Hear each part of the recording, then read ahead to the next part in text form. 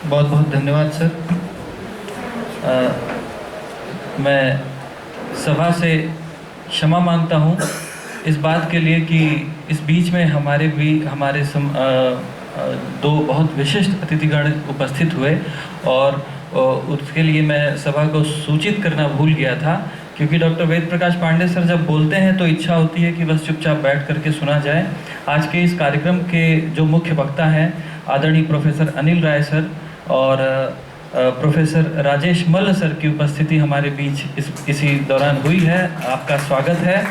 और चर्चा के इस क्रम को आगे बढ़ाते हुए मैं मंच पर प्रोफेसर राम नरेश राम जी को आमंत्रित करता हूं। लेकिन जिसकी तरफ मैं इशारा करना चाहता हूं वो ये है कि विषय क्षेत्र तो वो किसी और का है, लेकिन मैं उस पर बोलने आ रहा हूँ। होना चाहिए था किसी स्त्री स्कॉलर को इसमें बोलने के लिए इसमें होना चाहिए था। जो विषय है जिस तरह से रखा उपन्यास का, उसमें पहली बात तो रूपमती ही पूरे उपन्यास के केंद्र में है और उपन्यासकार का जो पूरा फोकस पॉइंट है वो मुझे ऐसा लगता है कि जो मैंने आर्टिकुलेट किया तो उसमें यह है कि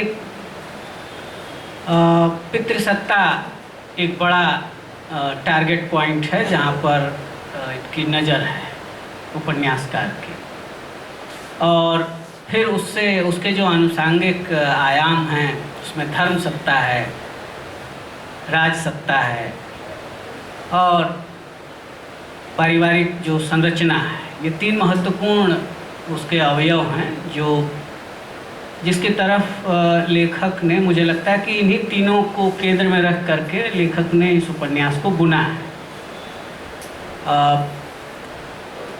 तो उसमें आप देख सकते हैं कि कैसे इस उपन्यास में एक जो राजनीतिक सत्ता, पितृसत्ता की जो पूरी अवधारणा है उसमें राजनीतिक सत्ता कैसे एक स्त्री का उत्पीड़न करने का एक माध्यम बनती है, उसकी पूरी मुखर आलोचना है। और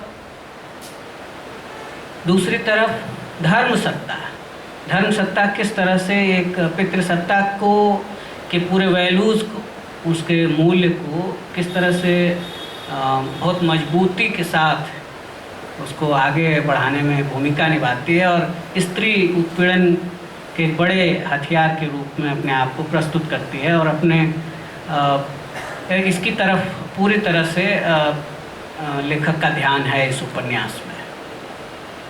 बाकी पारिवारिक संरचना के भीतर की बातें हैं, चाहे वो उसकी जो सखी है निर्मला का परिवार हो या खुद इसका परिवार हो रूपमती का, और बाकी जो बीच बीच में कुछ परिवार आए हैं उन परिवारों के हवाले से ये लेखक कहने की कोशिश करते हैं कि पारिवारिक संरचना भी स्त्री के उत्पीड़न का एक बड़ा कारण है, केंद्र है। और लेकिन जो सबसे ज़रूरी बात है वो ये कि जिसकी तरफ कला तत्व के माध्यम से मनोज सिंह ने इशारा किया, मैं ये कहना चाहता हूँ कि अनुभव एक चीज़ होती है और उसका कलात्मक माने उसका सृजन एक दूसरी चीज़ होती है। अनुभव खूब हो सकता है लेकिन ज़रूरी नहीं है कि उसको कलात्मक ढंग से नायिकाएं, हालांकि उनके यहाँ तो बहुत मुखरता है, बहुत प्रतिरोध है, इसके बाद भी उनके ऊपर आरोप लग जाता है कि दलितों का चित्रण इस तरह से है जैसे लगता हो कि वो केवल सरेंडर करने के लिए, समर्पण करने के लिए हर परिस्थिति में पैदा हुए हैं और उनके कोई लड़ाई का इतिहास नहीं है, उनके प्रतिरोध का इतिहास नहीं है। तो रूपमती कहीं प्रतिरोध करती हुई दिखाई नहीं देती है। हमेशा कोई भी ऐसा दृश्य नहीं है इस पूरे उपन्यास में, थोड़ा कड़ा हो सकता है लेकिन कोई ऐसा दृश्य नहीं है जहाँ पर वो हल्का सा प्लेजर लेती हुई दिखाई न दे। वो आनंद की अनुभूति एक तरह से उसके भीतर जो हरकत हो रही है वो एक तरह हमेशा वो कहीं भी, यहाँ तक कि जिनको वो अंकल कहती है, जिनको अभी आदरणीय प्रोफेसर वेद प्रकाश पांडे सर बोल रहे थे, रघुनाथ जी के चरित्र का, उज्ज्वल चरित्र का उन्होंने वर्णन किया और रेखांकित किया, वो उसको रूपमती अंकल कहती है। एक जगह आया है। और दो ऐसे प्रसंग उसके संदर्भ में आए हैं जहाँ पर वो ये उपन्यासकार दिखाता है कि वो उस रूपमती के हाथ में, उसके शरीर में हरकत होने लगती है, झंझनाहट होने लगती है, प्रेम महसूस करने लगती है। तो बहुत सारे ऐसे दृश्य हैं जहाँ पर ऐसे लगता है कि क्या हम तब फिर इस उपन्यास में जो रूपमती है, उस रूपमती को एक सेक्सुअल ऑब्जेक्ट के रूप में हम नहीं चित्रित कर रहे हैं। मुझे ऐसा लगता है कि हो सकता है कि कोई स्त्री बोले, कोई और बोले, तो हो सकता है इसके और भी आयाम खुलें, लेकिन तब कहीं ये हमारे मर्द का जो दिमाग है, जो सही में मतलब संवेदना के साथ, संवेदना के प्रति जो प्रतिबद्धता है लेखक की, उस पर कोई सवाल नहीं उठाया जा रहा है।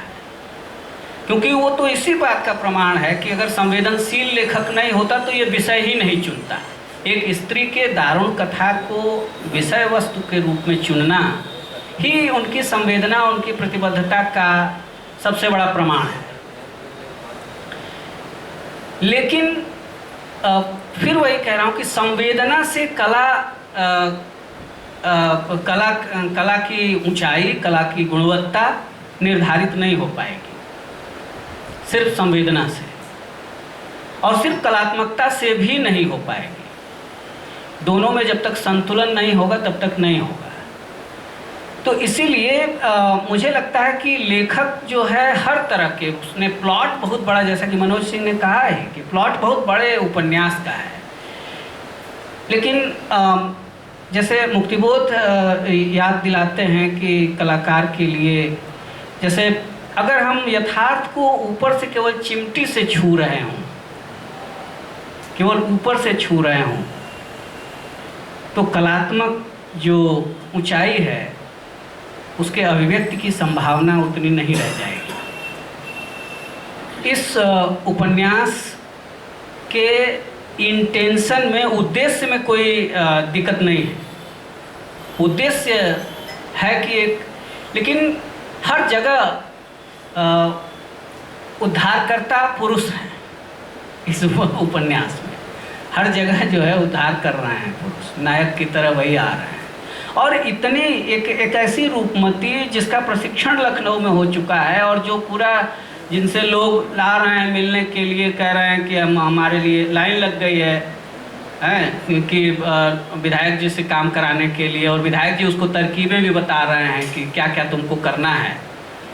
और इतना जागरूक हो जाने के बाद भी वो जब एक खास परिस्थिति में कि अब उसकी हत्या हो जाएगी विधायक जी द्वारा, जैसा कि वो पहले कर चुके हैं, और उसको वहाँ गीता उसको भगा देती है, निकाल देती है, और यहाँ से हमको लगता है कि उपन्यास थोड़ा लचर होने लगता है।